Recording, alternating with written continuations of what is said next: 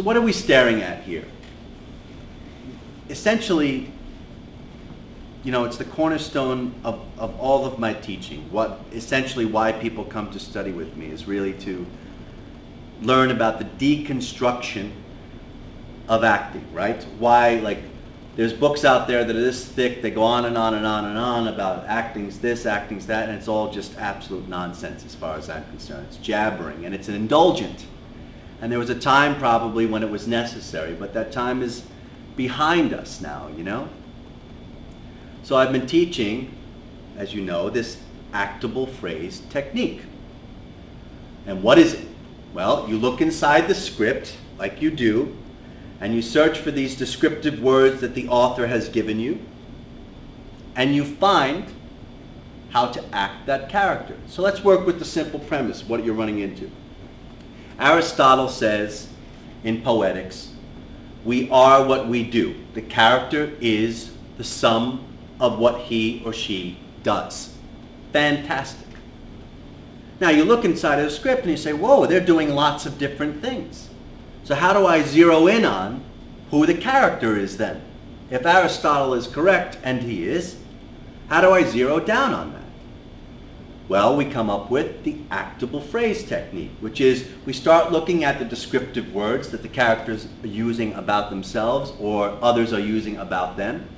And we find a way to see that character in a very, very simple and most importantly, actable behavioral phrase. In other words, this particular phrase holds true for this particular character all the way through the play unless there's an arc. If there's an arc, there'll be an actable phrase at the beginning and there'll be an actable phrase at the end. So actable phrases might be something like the antsy teenager. And we can see that in any particular high school flick about a teenager who's going through an awkward stage, who's really antsy and blah, blah. And that's all you do because we want to see the behavior. The stubborn old man, the demented old fool, the charming jock. You see where I'm going with this? That's what you want to look for inside of a script. You want to get down into the blueprint and start finding these descriptive terms because you need something to anchor in all of the direction that you're going to be receiving. If you're on a film set, they're constantly throwing changes at you. But they're throwing changes at who? The actable phrase. So when someone says, often what you'll see in teaching is you'll say to someone, well, you know, what are you doing there? And they kind of know what they're doing. Well, I'm trying to get so-and-so to understand me. I want them to understand that I'm confused, or I want to let them know that I'm a little bit bewildered or a little bit overwhelmed. And you'll say, well, that's great. It's clear that you understand that. But what you don't understand is the who.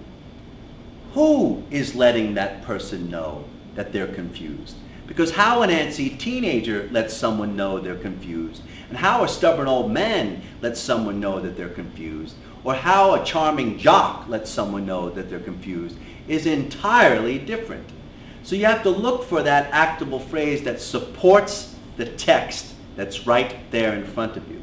Now the gem of all this is if you're auditioning and you have sides and whatnot, you can really, literally pick something very quickly, because in sides, right, you get 2-3 pages. You get about 10 minutes sometimes, maybe an hour, within that morning, that night, the night before. So you need to get to a place where you're really able to look at the script, determine what's going on, anchor into who am I, which is fully behavioral and actable, and then all behaviors come like a pin being threaded.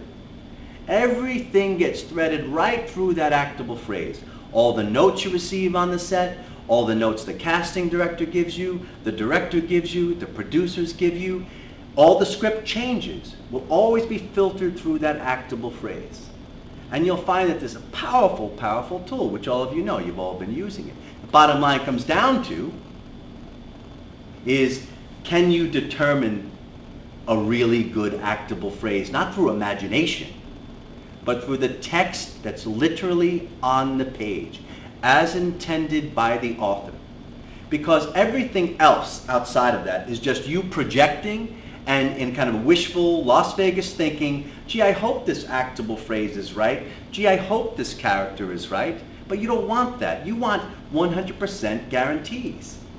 If the character's always the stubborn old man, for example, and there's 10 guys out there auditioning, how you do a stubborn old man and how you do a stubborn old man or how you do a stubborn old man is going to be completely different than how I do a stubborn old man, you see? So it doesn't mean that we've lost the vitality and the imagination of the actor. It just means that we all know what we're filtering through. But if you do the stubborn old man and I do the cranky old man and somebody else does the weary old man and they think that's the same exact script, they're wrong. Somebody might even go way off campus and say, oh, that's the ambitious man. He's really ambitious. That's how he got cranky. But ambition and stubborn are not the same thing. Weary is not the same as stubborn either. And you'll see that stubborn old man supports the script. You have to play the stubborn old man. If you're doing On Golden Pond, it's the stubborn old man, bottom line. Now, who does the best stubborn old man that supports that text? That person wins the role. Now, if you look at Henry Fonda doing the stubborn old man in On Golden Pond, I mean, he was brilliant at it. He won the Oscar. I mean, he was a stubborn old man. And he did it so well that there were times when you're watching him and you're going, oh God, he's just getting on my nerves. But it comes filtering through one thing. You want to keep acting very, very simple. Very, very simple. Getting away from these big stories. Stanislavski, lovely story when it was needed, but it's over. 50 years ago, 60 years ago, the Actors Studio, they were looking at psychology from a Freudian point of view. Stanislavski had brought it to Moscow and he was looking at this work. All of a sudden, Strasberg and Meisner and Adler, everybody was running over there to find out how to do this sensory memory work. And it's wonderful what they did. And you had to write big, thick books about it because no one really understood what psychology was at that time. But that's not today. We're 60 years deep into psychology. There are 4-year-olds who know what the subconscious means. We don't need to keep discussing it any longer. We don't need the volumes and volumes of story about creating character, my life in art, so on and so forth. We need to understand that we're arriving at something much more simply, that we innately understand psychology already. Now, how do I do the scene well? Simply and understanding it. Who am I? I am what I do. I'm the stubborn old man. I am the behavior of that doing. And that becomes a very, very important tool.